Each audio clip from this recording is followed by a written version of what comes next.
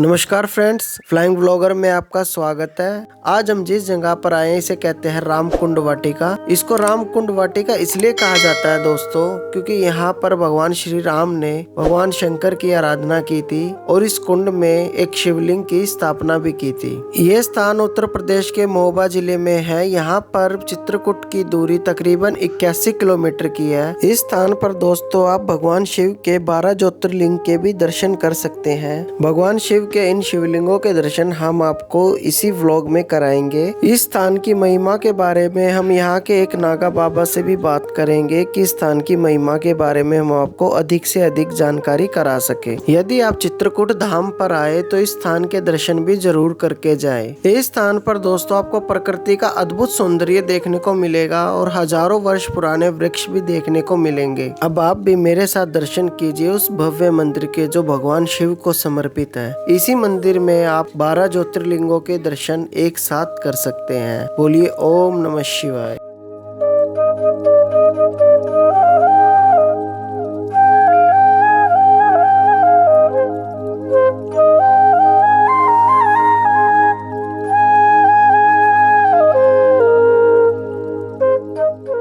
इस स्थान पर आपको प्रकृति का अद्भुत सौंदर्य देखने को मिलेगा। एक अलौकिक शांति स्थान पर है। चलिए आइए अब यहाँ पर हम एक नागा साधु से बात करते हैं और उनसे इस स्थान के महिमा मंडल के बारे में जानते हैं। तो ऐसा है नारायण की जब त्रेता था, जब भगवान श्री राम का वनवास हुआ तो वो यहीं से आए थे अयोध्या से। तो यहाँ आकर के जो आपने यहाँ कुंड देखा है जो बना हुआ है, जो राम कुंड है जी, तो उसमें उन्होंने यहाँ पर यज्ञ किया था श्री राम ने जी। और यहाँ रुक करके वो भ्रमण भी किया था उन्होंने जी। 4 से 10 दिन यहाँ पर उन्होंने रुका था वनवास के समय जी, वनवास के टाइम पर जी। तो जैसे गुखागिरी पर्वत है, काल भैरव है, बड़ी चंदकन है, छोटी चंदकन है, सती अनसुईया है, सब कहीं गए थे। अच्छा पंडित, ये सारी जो आप जगह बता रही है इसी दायरे महोबा में अलग अलग जगह पे? हाँ है अलग अलग जी। तो जब वो यहाँ पर आए तो उन्होंने एक शंकर जी की स्थापना की थी इस कुंड में। तभी से ये राम कुंड के नाम से प्रसिद्ध हो गया। फिर यहाँ से वो सीधा चित्रकूट गए थे, चित्रकूट पर्वत, जहाँ पे उनको सुग्रीव बाली नहीं भरत चित्रकूट में भरत मिले थे। हाँ, भरत मिलाप हुआ था ना चित्रकूट में, ठीक। तो वहीं पर गए थे, ठीक। तो 12 साल चित्रकूट में रुके और 2 साल में उन्होंने युद्ध किया था जी। तभी से ये रामकुंड के नाम से विख्यात हो गया। और जो जो आपको समाधि दिखा रही है शिवलिंग, हाँ ये हमारी सब बुजुर्गों की है। जैसे हमारे पिताजी के पिताजी जी, बब्बा, दादा, परदादा, ये सब समाधियाँ जो यहाँ पर रह चुकी हैं।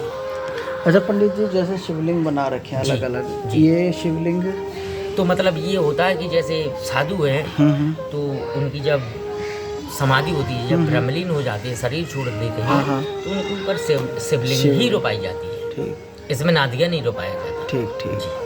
अच्छा पंडित, मैंने अभी यहाँ पे सुना कि यहाँ पे नागा साधु रहते थे। हाँ, तो हम भी नागा हैं। अच्छा, आप भी नागा हो? भाई फर्क इतना है कि बचपन से यहाँ बड़े हुए हैं तो माताएं, बहनें, बाप, पिता सब थोड़ा मर्यादा लेते हैं जी, बिल्कुल। इसलिए हम भी नागई की गद्दी है ये जी, हम इसलिए मर्यादा से रहते हैं, ठीक जी। महंत नीलगिरी हमारा नाम है, वहाँ लिखा है, ठीक। हम यहाँ के उत्तराधिकारी हैं, महंत भी। ठीक है पंडित जी, आपके दर्शन करके अच्छा लगा।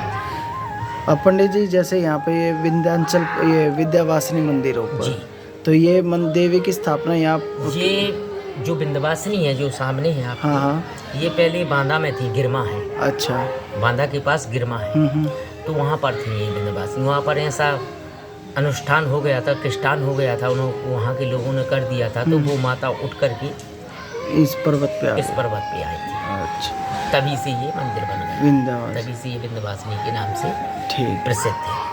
फिर आपने उसके नीचे और देखा होगा कामाख्या का भी मंदिर बना। नहीं, अभी गए नहीं पंडित, अभी नहीं गए? नहीं। तो यहाँ कामाख्या का भी मंदिर है, ये बगल में काली का मंदिर है। अच्छा। तो पंडित जी, एक विंध्यवासिनी जैसे यहाँ पे एक विंध्याचल पर्वत पे भी है। विंध्याचल पर्वत वो वहाँ है जटाशंकर के पास। अच्छा, विंध्याचल पर्वत वो जटाशंकर के पास है, तो भीमकुंड। अच्छा, विंध्यवासिनी मैया वहीं पे मेन स्वरूप है। यहाँ पे मैया जो आप बता रहे हो उनने जो जन्म लिया था जहाँ, अच्छा। वो गिरमा है। अच्छा। बांदा के पास गिरमा पड़ता है। अच्छा। वहाँ पर उन्होंने जन्म लिया था। उनकी जन्मभूमि विंध्यवासिनी की वही है। अच्छा। लेकिन वहाँ पर अब दास्तान तो बहुत लंबी है नारायण, नहीं तो हम आपको सब बता देते। तो वहाँ पर क्रिस्टान हो गया था, तो माता ने आश्रम छोड़ दिया था। अच्छा। फिर वो वहाँ करके यहाँ बस। ठीक है प्रभु। तभी से ये विंध्यवासिनी के नाम से प्रसिद्ध हो गया। और ये जैसे शक्ति, ये चंडी माता बता रहे, चंडी देवी, ये शक्ति पीठ है या? शक्ति पीठ है। अच्छा, यहाँ पे माता के कोई अंग का वो गिरा था? हाँ बिल्कुल बिल्कुल। यहाँ पे क्या गिरा था अपने? ये बताते हैं भाई, हमने तो सुना है, देखा तो नहीं है, लेकिन जैसे बुजुर्ग लोग बताते हैं तो उन्हीं की हम बताएं दे रहे हैं। हाँ वही। यहाँ पर जैसे वो पूर्णमासी में अपन खीर बनाते हैं, हाँ हाँ। खीर बना करके नाइट पे रख देते हैं, तो उसमें कहते हैं अमृत तो बरसता है। हाँ। गुरु पूर्णिमा को खीर बना करके रख देते हैं, टांग देते हैं। हाँ हाँ। तो उसमें कहते हैं अमृत बरस रहा है, पड़ जाएंगे। तो ऐसे ही कुछ वहाँ पर गिरे थे। अच्छा। तभी से वो बड़ी चंदकर बनी कहलाने लगी। वो गिरे थे। ठीक ठीक। अमृत। आप मूर्ति देखना, अच्छे गौर से देखना, फिर आपको बड़ी चंडी का? हाँ बड़ी चंदकर की, छोटी नहीं। हाँ। बड़ी चंदकर। अच्छा अच्छा। जी ठीक पंडित जी। ये इतिहास है। और इतिहास का तो इतना बड़ा है कि आपको अगर बताएंगे तो आप भी कहेंगे कि महाराज जी ऐसा नहीं हो सकता। ना जी सही बात है, बहुत कुछ है, बहुत कुछ। क्योंकि ये जो समाधि बनी, ये जिंदा समाधि है। जहाँ वो माता राम पूजा कर रही है नारायण, ये जिंदा समाधि है। जिंदा समाधि मतलब? हमारे बुजुर्गों की। अच्छा। जिंदा हाँ हाँ। मतलब जैसे हम तुम आप अच्छा, जिंदा वो हैं, ऐसे? वैसे ही बैठ जाओ। ठीक ठीक। तो उन्होंने जिंदा समाधि ले ली। इनका नाम है मानगिर बाबा। अच्छा। ये मानगिर के नाम से प्रसिद्ध है। ठीक ठीक। रामकुंड अलग चीज़ है, और जो यहाँ पूजा पाठ भक्ति भाव भोग प्रसाद जो आता है सब मानगिर के नाम से ही है। अच्छा। तो इन्होंने जिंदा समाधि ली थी। जो मैन बाबा थे, जी, नागा बाबा। जी। ठीक। आपने पढ़े हो? हाँ। कितना? 12। 12। तो आपने सुना होगा एक राजा शाहजहाँ था, शाहजहाँ, जिसने ताजमहल ताजमहल बनवाया था। हाँ।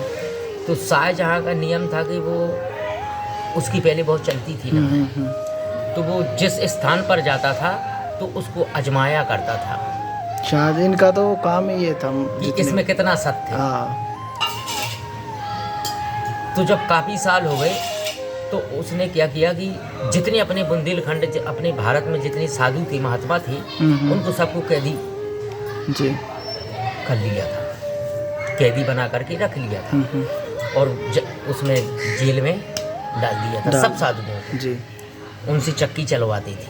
ये पुरानी बात है, इतिहास बता रहे हैं। आपने पूछा भाई, एक तो ना बिल्कुल वाला नहीं, आता, बिल्कुल सही, लेकिन आप आए हो तो हमको बहुत खुशी हुई। नहीं अच्छी बात कम से कम आपने पूछा तो है। सही है भाई कोई नहीं आता, आते तो बहुत ये है, लेकिन कोई नहीं पूछता। ये बाबा जी यूट्यूब पे डालेंगे। जी ठीक है, ठीक, धन्यवाद। ठीक है। तो जब उसने सब साधुओं को कैद किया तो पहले अपने ये महोबा है ना जो, इसका महोबा नाम नहीं था। अच्छा। पहले महुआ इसको कहते थे। महुआ। अच्छा। महोबा नहीं था। ठीक। जब इसके आला उदल थे जो, जब इनका राज्य आए, मुलायम सिंह की सरकार आई, तब मुलायम सिंह ने इसको महोबा नाम के नाम से अच्छा प्रसिद्ध कर दिया। तो उसने सब साधुओं को कैद कर लिया था राजा शाहजहाँ ने। एक यही आश्रम बचा था। ठीक। तो सबरे मंत्री गए राजा साहब के दरबार में। तो राजा साहब ने पूछा क्यों सब साधुओं को कैद कर लिया? बोले जी, बोले एक स्थान बचा है। बोले कौन सा? बोले महोबा में एक रामकुंड नाम से स्थान बचा है। अभी वहाँ का साधु नहीं आया। बोले जाओ उसको भी पकड़ के ले आओ। तो पहले घोड़ा से सवारी होती थी। हाँ हाँ। तो 2 मंत्री आए। बहुत पुरानी इतिहास है, बता रहे हैं, आपने पूछा है। तो 2 मंत्री आए घोड़ा से। तो जो ये पीपल का पेड़ लगा है, यहाँ पर उन्होंने अपना घोड़ा अश्व बांध दिए। हमारी महाराज जी यहीं थी जिसने जिंदा समाधि ली थी। बोले महाराज जी नमो नारायण। तो हमारे महाराज जी ने पूछा भक्त कहाँ से आए? बोले महाराज जी राजा साहब का हुक्म है, आपको राजा साहब ने बुलाया है, चलिए। तो हमारे महाराज जी ने कहा नारायण आप इतनी दूर से सफ़र करके आए हैं, स्नान कर लीजिए, कुछ जलपान कर लीजिए, इसके बाद हम आपके साथ चलेंगे।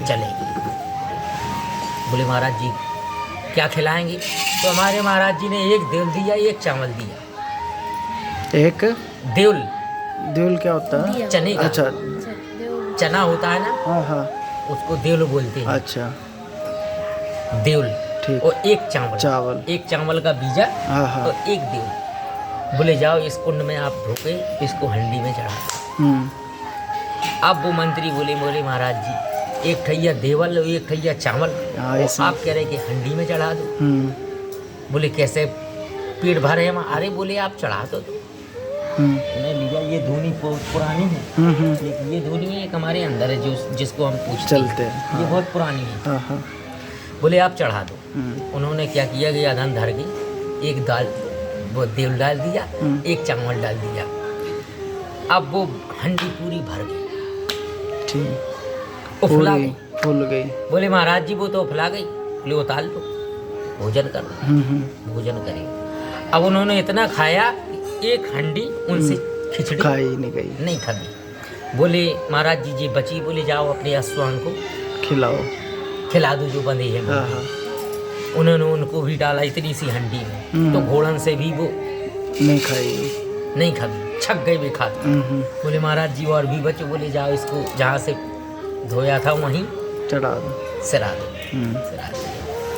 बोले चलो महाराज। बोला थोड़ा खाया है तो थोड़ा विश्राम कर, इसके बाद चलेंगे। अच्छा, इतना चमत्कार देखने के बाद भी बोले? हाँ। बोले ठीक है महाराज जी। तो वो यहीं पर विश्राम किया उन्होंने। जब जगे वो बोले अब चलिए महाराज जी। बोले ठीक है। तो हमारे महाराज जी ने उनका हाथ पकड़ा। अच्छा। आँख ही मीची और दिल्ली उधर ही पहुँचे राजा शाहजहाँ, एक पल भर में वहीं पहुँचे जहाँ राजा शाहजहाँ का दरबार लगा था। तो वो भी जादूगर था। हाँ। वो भी जानता था। तो जब हमारे मानगिर बाबा को देखा तो महाराज जी से बोले आप ऐसा कोई चमत्कार बताइए जो हम मतलब उसका समाधान कर सके। तो हमारे महाराज जी ने कहा कि पहले आप बताइए। राजा शाहजहाँ से कहा पहले आप बताइए फिर हम बताएंगे। तो राजा शाहजहाँ भी जानते थे, गुनिया थे वो। तो उन्होंने क्या किया कि एक कुआं में एक चौपाल डाल के आसन लिया जी। जैसे ये कुंडा भरा है, इसके पानी के ऊपर समाधि जैसे बैठ जाते हैं। हाँ, बैठ गई वो। उन्होंने ऐसी चौपाल लगा ली, आड़ ले ली थी मतलब। तो हमारे महाराज जी ने कहा कि आपने तो ये आड़ ली है आसन की, हम ऐसे ही बैठेंगे पानी में। तो हमारे महाराज जी गए तो भी ऐसे ही बैठ गए।